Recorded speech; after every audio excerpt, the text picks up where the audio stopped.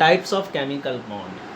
Chemical bond दो atom या दो आयन के बीच एक फोर्स ऑफ अट्रैक्शन है जो कि दो एटम को मिक्स कर कर मॉलिक्यूल बनाने के काम आता है। It is a type of attractive force which holds various constituent atom together in different chemical species. अब केमिकल बॉन्ड चार तरह के हैं, आयनिक, कोवलेंट, कोऑर्डिनेट, मेटेलिक और हाइड्रोजन बॉन्ड। आयनिक बॉन्ड जैसे नाम से ही पता चल रहा है कि यहाँ पर आयन बनेगा। एग्जाम्पल के तौर पर NaCl, Na में एक इलेक्ट्रॉन है आउटर मोस्ट में, Cl के आउटर मोस्ट में 7 इलेक्ट्रॉन है, तो सोडियम क्लोरीन को इलेक्ट्रॉन देगा तो यहाँ पर प्लस आएगा और क्लोरीन पर माइनस आएगा, तो यहाँ पर इस तरह का बॉन्ड आयनिक बॉन्ड होगा। अब सोडियम एक इलेक्ट्रॉन देकर, सोडियम का कॉन्फ़िगरेशन है 281, अगर सोडियम एक इलेक्ट्रॉन दे देगा तो इसका कॉन्फ़िगरेशन हो जाएगा 28, तो ये इनर्ट गैस कॉन्फ़िगरेशन अटेन करता है एक इलेक्ट्रॉन देकर, और ये एक इलेक्ट्रॉन लेकर इनर्ट गैस कॉन्फ़िगरेशन अटेन करेगा। तो इस तरह का बॉन्ड आयनिक बॉन्ड कहलाता है, इलेक्ट्रोवैलेंट बॉन्ड कहलाता है। ये एक मेटल और नॉन मेटल के बीच बनेगा, या आप ऐसा कह सकते हो ये एक इलेक्ट्रो पॉजिटिव और इलेक्ट्रो नेगेटिव एलिमेंट के बीच बनेगा। तो NaCl आयनिक बॉन्ड है। वहीं हम बात करें KCl की तो यहाँ पर भी आयनिक बॉन्ड है। KNO3 आयनिक बॉन्ड है। तो ये इस तरह के बॉन्ड आयनिक बॉन्ड कहलाते हैं। वहाँ पर one has tendency to give electron, other has tendency to attract electron. अब यहाँ पर NaCl की जो प्रॉपर्टी है वो आयनिक कंपाउंड की प्रॉपर्टी है। जैसे NaCl नमक पानी में डिसॉल्व हो जाता है, क्यों? क्योंकि वो पानी में डिसोसिएट हो जाता है। अब पानी में डिसोसिएट हो जाएगा तो इलेक्ट्रिसिटी कंडक्ट करेगा, तो ionic compound dissociate into constituent cation and anion on dissolving in water, it conduct electricity in aqueous and molten state. क्यों? क्योंकि ये कैटायन एनायन में ब्रेक हो जाते हैं, इसलिए इलेक्ट्रिसिटी को कंडक्ट करते हैं। और NaCl जो आयनिक कंपाउंड है वो क्रिस्टलाइन होते हैं नेचर में, तो ये आयनिक कंपाउंड की प्रॉपर्टी है। आयनिक कंपाउंड्स में प्लस और माइनस चार्जेस की वजह से इनके बीच इलेक्ट्रोस्टैटिक फोर्स ऑफ अट्रैक्शन होता है, इलेक्ट्रोस्टैटिक फोर्स ऑफ अट्रैक्शन, जिसकी वजह से कैटायन एनायन एक दूसरे को स्ट्रांगली और फर्मली होल्ड करके रखते हैं, और इस वजह से इसका मेल्टिंग पॉइंट भी ज़्यादा होता है। क्यों? क्योंकि इनमें प्लस माइनस चार्ज के बीच एक स्ट्रांग फोर्स ऑफ अट्रैक्शन होता है। इसके बाद सेकंड आता है कोवलेंट बॉन्ड। कोवलेंट बॉन्ड उनके बीच बनता है जिनके बीच इलेक्ट्रोनेगेटिविटी में डिफरेंस बहुत कम होता है। जैसे मैंने कहा एक क्लोरीन और दूसरा क्लोरीन, इस क्लोरीन में क्या आउटर मोस्ट में 1 2 3 4 5 6 7 1 2 3 4 5 6 7, तो यहाँ पर इसमें 7 इलेक्ट्रॉन है। अगर इस क्लोरीन को एक इलेक्ट्रॉन मिल जाए तो इसका ऑक्टेट कंप्लीट, और इस क्लोरीन को एक इलेक्ट्रॉन मिल जाए तो इसका ऑक्टेट कंप्लीट। तो बॉन्ड स्पीसीज जो भी दो एटम है वो बॉन्ड इसलिए बनाते हैं ताकि उनका ऑक्टेट कंप्लीट हो जाए, वो स्टेबल हो जाए। और बॉन्ड फॉर्मेशन जो है ये एक्सोथर्मिक प्रोसेस है, मतलब इस प्रोसेस में एनर्जी रिलीज होती है और स्टेबिलिटी बढ़ती है। तो कहीं पर भी जैसे ये क्लोरीन और ये क्लोरीन, ये दोनों नॉन मेटल हैं, और दोनों के बीच ये भी नॉन मेटल और ये भी नॉन मेटल, और दोनों के बीच इलेक्ट्रोनेगेटिविटी डिफरेंस 0 है, तो ये प्योरली कोवलेंट बॉन्ड है। तो इस तरह के बॉन्ड जहाँ पर इलेक्ट्रोनेगेटिविटी डिफरेंस कम होगा वो कोवलेंट है। जैसे CH4 एक कोवलेंट कंपाउंड है, CCl4 एक कोवलेंट कंपाउंड है। क्यों? क्योंकि ये दोनों नॉन मेटल हैं, ये दोनों नॉन मेटल हैं। डायमंड कोवलेंट है क्योंकि वहाँ कार्बन कार्बन जुड़ा हुआ है। ग्रेफाइट कोवलेंट है। तो covalent compounds are the compound which are found by the sharing of 2 electrons. यहाँ पर शेयरिंग हो रही है इलेक्ट्रॉन की, जहाँ भी शेयरिंग ऑफ इलेक्ट्रॉन होगी वहाँ कोवलेंट बॉन्ड बनेगा। डायमंड कोवलेंट है। अब जो डायमंड की प्रॉपर्टी है वो कोवलेंट कंपाउंड की प्रॉपर्टी है। जैसे diamond is insoluble in water, bad conductor of heat and electricity, तो ये प्रॉपर्टी कोवलेंट कंपाउंड की हो गई। अब उसके बाद हम बात करते हैं कोऑर्डिनेट कंपाउंड या कोऑर्डिनेट बॉन्ड। तो कोऑर्डिनेट बॉन्ड जो होता है, जैसे मैं बात करूं NH3 की, NH3 का स्ट्रक्चर ऐसा होगा, और NH3 के पास होगा एक लोन पेयर। इस स्ट्रक्चर को हम कैसे बनाते हैं, नाइट्रोजन का atomic number 7, configuration 2 and 5, outer most 5 electron 1 2 3 4 5 और 3 हाइड्रोजन लगने थे, 3 हाइड्रोजन मैंने इन 3 इलेक्ट्रॉन से लगा दिए। तो ये हो गया NH3 का स्ट्रक्चर और इसके पास, इस नाइट्रोजन के पास है लोन पेयर। अब इस नाइट्रोजन का ऑक्टेट कंप्लीट है। कैसे? 1 2 3 4 5 6 7 8, इसका ऑक्टेट कंप्लीट है। अब ये जो है, ये है H पॉजिटिव प्रोटॉन, इसके पास एक भी इलेक्ट्रॉन नहीं है। तो नाइट्रोजन क्या करता है, ये अपना इलेक्ट्रॉन, इसके पास 2 इलेक्ट्रॉन है, तो अपना इलेक्ट्रॉन यहाँ इसको देगा और फिर बीच में यहाँ पर बॉन्ड बना लेगा। मतलब दोनों इलेक्ट्रॉन नाइट्रोजन के और फायदा इस हाइड्रोजन का। इस तरह का बॉन्ड कहलाता है कोऑर्डिनेट बॉन्ड। अब NCERT में कोऑर्डिनेट बॉन्ड का कोई ऐसा जिक्र मिलता नहीं। क्यों? क्योंकि जहाँ पर कोऑर्डिनेट बॉन्ड है वहाँ पर आजकल सिंगल बॉन्ड बना दिया जाता है। क्यों? क्योंकि ये 2 इलेक्ट्रॉन से मिलकर बनता है।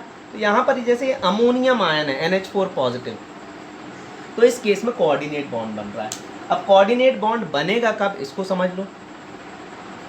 अगर ऑक्टेट कंप्लीट है, ऑक्टेट कंप्लीट है और ये जो एटम है ये 4 से ज़्यादा बॉन्ड नहीं बना सकता। 4 से ज़्यादा बॉन्ड कौन नहीं बनाएगा? कार्बन, नाइट्रोजन, ऑक्सीजन, ये सब 4 से ज़्यादा बॉन्ड नहीं बनाएंगे। क्यों? क्योंकि इनमें 2D नहीं होता। 2D नहीं होने से ये अपना ऑक्टेट एक्सपांड नहीं करते, ये ऑक्टेट रूल को कम्प्लीटली फॉलो करते हैं। तो यहाँ पर ये जो NH3 NH4 अमोनियम आयन है, ये कोऑर्डिनेट बॉन्ड बनाएगा। कोऑर्डिनेट बॉन्ड के कुछ एग्जाम्पल हम और देख लेते हैं। जैसे मैं बात करूं NO3 माइनस की। अब इसको समझना, नाइट्रोजन के आउटर मोस्ट में 5 इलेक्ट्रॉन 1 2 3 4 5। अब 3 ऑक्सीजन इससे हमें जोड़ने हैं। तो पहला ऑक्सीजन 1 2 3 4 5 6, यहाँ पर क्या बन जाएगा? Double bond.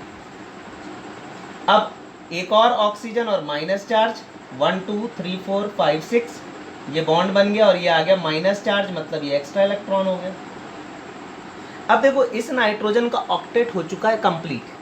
1 2 3 4 5 6 7 8, उसके पास 8 इलेक्ट्रॉन है, लेकिन इस नाइट्रोजन को 3 ऑक्सीजन को जोड़ना है। तो पहले ऑक्सीजन को उसने डबल बॉन्ड से जोड़ा, इस ऑक्सीजन का ऑक्टेट कंप्लीट है 1 2 3 4 5 6 7 8। याद रखना, कार्बन, नाइट्रोजन, ऑक्सीजन, फ्लोरीन, यही ऑक्टेट रूल फॉलो करेंगे। नाइट्रोजन, अब इस ऑक्सीजन का देखें 1 2 3 4 5 6 7 8, तो इसका भी ऑक्टेट कंप्लीट है, लेकिन यहाँ पर 3 ऑक्सीजन है। तो अब तीसरा ऑक्सीजन 1 2 3 4 5 6, ये जो तीसरा ऑक्सीजन है इसके पास 6 इलेक्ट्रॉन ही है। ये नाइट्रोजन क्या करेगा? ये नाइट्रोजन अपना लोन पेयर इसको डोनेट करेगा। तो यहाँ पर N double bond O, single bond O minus, और ये कोऑर्डिनेट बॉन्ड बन गया। इसको हम कहते हैं कोऑर्डिनेट बॉन्ड। क्यों? क्योंकि नाइट्रोजन का लोन पेयर इस ऑक्सीजन के साथ कोऑर्डिनेट कर रहा है। डेटिव बॉन्ड इसी को कहते हैं।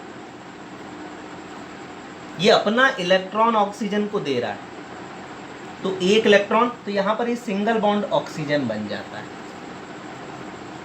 तो ये असल में तो कोऑर्डिनेट बॉन्ड ही है, लेकिन इसको इस तरीके से ना बना के आजकल सिंगल बॉन्ड बना दिया जाता है। तो ये कोऑर्डिनेट बॉन्ड कॉन्सेप्ट है।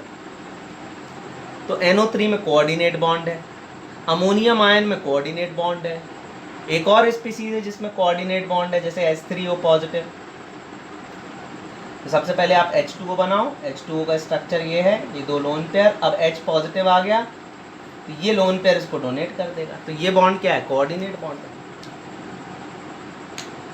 अब इसके बाद next bond is metallic bond. Metallic bond, ये जो मेटेलिक बॉन्ड है ये जनरली डी ब्लॉक एलिमेंट्स में देखने को मिलता है। जैसे हमने कहा आयरन, आयरन में बहुत सारे फ्री इलेक्ट्रॉन हैं, और ये आयरन क्या है? अदर आयरन एटम से बॉन्ड बना लेता है इस तरीके से।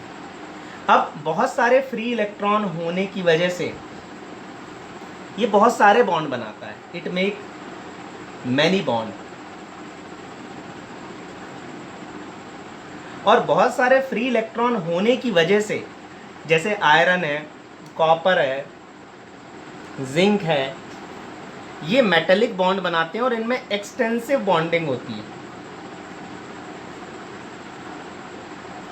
और बहुत सारे फ्री इलेक्ट्रॉन होने की वजह से ये मैलिएबल भी हैं, डक्टाइल भी हैं।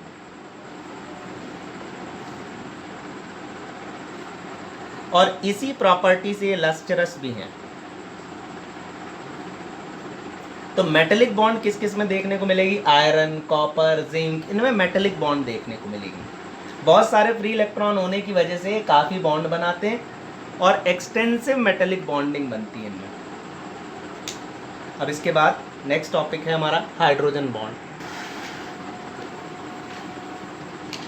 Hydrogen bonding.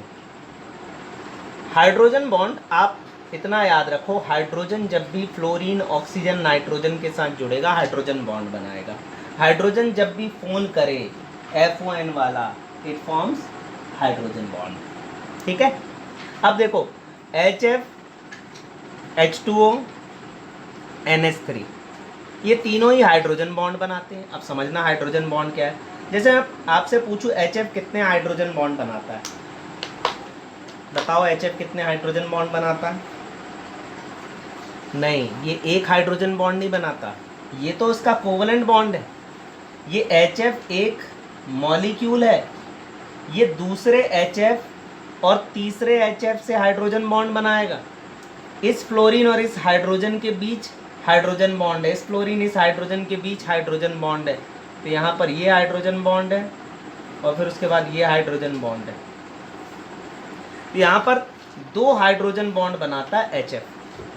तो फ्लोरीन दूसरे मॉलिक्यूल के हाइड्रोजन से और ये हाइड्रोजन दूसरे मॉलिक्यूल के फ्लोरीन से हाइड्रोजन बॉन्ड बनाएगा। तो जहाँ पर भी इस तरह की कंडीशन दिखे वहाँ पर हाइड्रोजन बॉन्ड बनेगा। जैसे वाटर की हम बात करें तो वाटर, ये जो हाइड्रोजन इस ऑक्सीजन से लगा, अच्छा ये तीनों ही मोर इलेक्ट्रोनेगेटिव है। तो जब भी हाइड्रोजन अपने से ज़्यादा इलेक्ट्रोनेगेटिव या फ्लोरीन, ऑक्सीजन, नाइट्रोजन जैसे हाईली इलेक्ट्रोनेगेटिव एलिमेंट के साथ जुड़ेगा वो हाइड्रोजन बॉन्ड बनाएगा।